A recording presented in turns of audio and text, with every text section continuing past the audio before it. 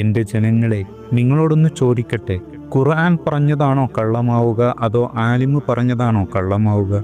കാരണം ഖുർആൻ പറഞ്ഞിട്ടുണ്ട്, തീർച്ചയായും നമസ്കാരം നീചവൃത്തിയിൽ നിന്നും മ്ലേച്ഛ കർമ്മങ്ങളിൽ നിന്നും മനുഷ്യനെ തടയും എന്ന്.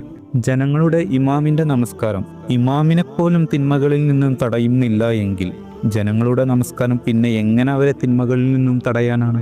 നമസ്കാരം ഇന്ന് തിന്മകളിൽ നിന്നും അവരെ തടയാതിരിക്കാൻ കാരണം ഇന്ന് അവരുടെ ഹൃദയങ്ങളിൽ പിശാചിരിക്കുന്നുണ്ട് എന്നതുകൊണ്ടാണ്. യഥാർത്ഥ ഇസ്ലാം ഇന്ന് ജനങ്ങളിൽ നിന്നും വിസ്മരിച്ചു പോയിരിക്കുന്നു. ഇസ്ലാമിൻ്റെ പ്രഥമമായ നിയമമാണ് നാവ് കൊണ്ട് മൊഴിയലും കൽബ് കൊണ്ട് തസ്ദീഖ് ചെയ്യലും. ഇമാം മഹ്ദി അലൈഹിസ്സലാം വന്നിട്ട് ഈ പ്രവൃത്തിയാണ് ചെയ്യുന്നത്.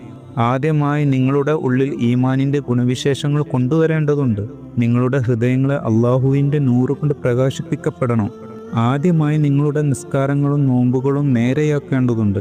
അള്ളാഹു അല്ലാത്തതെല്ലാം നിങ്ങളുടെ ഹൃദയങ്ങളിൽ നിന്നും ഒഴിവാക്കേണ്ടതുണ്ട്.